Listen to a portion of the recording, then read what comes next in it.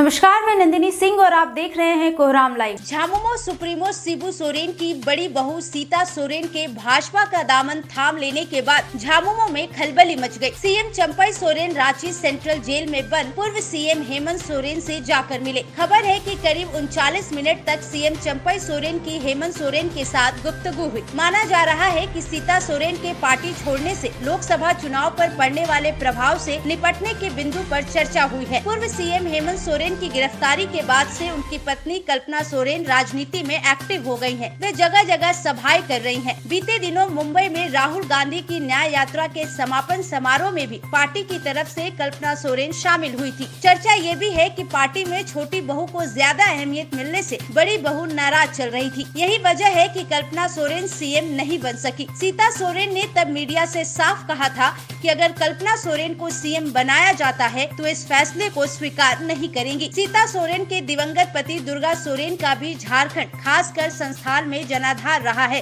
वे अपने पिता यानी गुरुजी के साथ पार्टी की गतिविधियों में शामिल हुआ करते थे। सीता सोरेन भी कह चुकी हैं कि उनके ससुर और दिवंगत पति की अगुवाई में झारखंड अलग राज्य बना।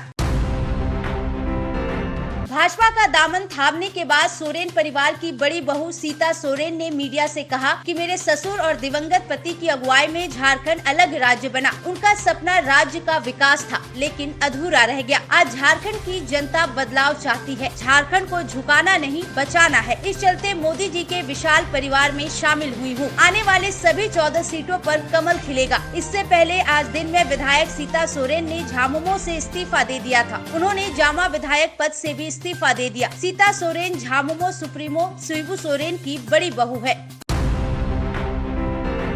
ऑनलाइन दोस्ती के बाद दोस्त के बुलावे पर खूंटी पहुंची नाबालिग के साथ महापाप किया गया। 4 लोगों ने उसकी आबरू लूट ली। उसको वहीं छोड़ वहां से सभी भाग गए। पीड़िता ने इस बात की शिकायत पुलिस स्टेशन में की। मामले में पुलिस ने त्वरित कार्रवाई करते हुए चारों संदेही गुनाहगार अनीस उर्फ जीतू मुंडा, विमल मुंडा, प्रकाश मिंज और विजेश मुंडा को अरेस्ट कर जेल भेज दिया है। घटना के संबंध में अब तक मिली जानकारी के मुताबिक नाबालिग रांची की रहने वाली है। ऑनलाइन दोस्त बने लड़के ने उसे खूंटी में एक शादी समारोह में बुलाया। उसके बुलावे पर पीड़िता खूंटी के कर्रार थाना क्षेत्र के हल्दीगढ़ा समारोह में पहुंच गई। समारोह खत्म होने के बाद बीती शुक्रवार देर रात 2 स्कूटी से अपने 3 दोस्तों के साथ लड़का पीड़िता को वापस उसके घर पहुंचाने जा रहा था। तभी हल्दीगढ़ा में ही उन लोगों ने नाबालिग के साथ गैंग रेप किया।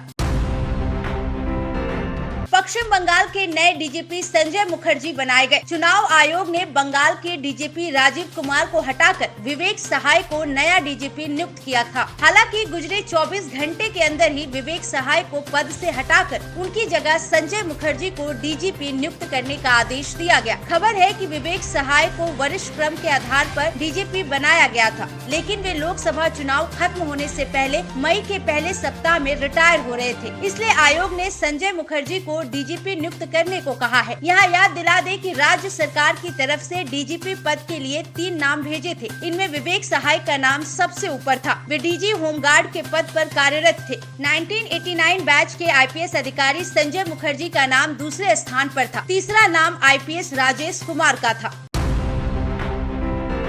यूपीएससी ने सिविल सेवा प्रीलिम्स परीक्षा 2024 को स्थगित कर दिया है। ये परीक्षा 26 मई को होने वाली थी। देश के विभिन्न केंद्रों में अब ये परीक्षा 26 मई की जगह 16 जून 2024 को आयोजित की जाएगी। चुनाव की तारीखें घोषित होने के बाद से ये कयास लगाए जा रहे थे कि आयोग की तरफ से प्रीलिम्स की डेट को बदला जा सकता है। इस साल आयोग ने सीएसई के लिए कुल 1056 और आईएफएस के लिए 150 रिक्त पदों को अधिसूचित किया है। यूपीएससी सीएसई परीक्षा 3 चरणों प्रारंभिक, मुख्य और व्यक्तित्व परीक्षा में आयोजित की जाती है। यूपीएससी सीएसई प्रारंभिक परीक्षा में वस्तुनिष्ठ प्रकार के प्रश्न होंगे। कट ऑफ अंक से अधिक अंक प्राप्त करने वाले उम्मीदवार यूपीएससी आईएएस मुख्य परीक्षा के लिए आवेदन करने के पात्र होंगे।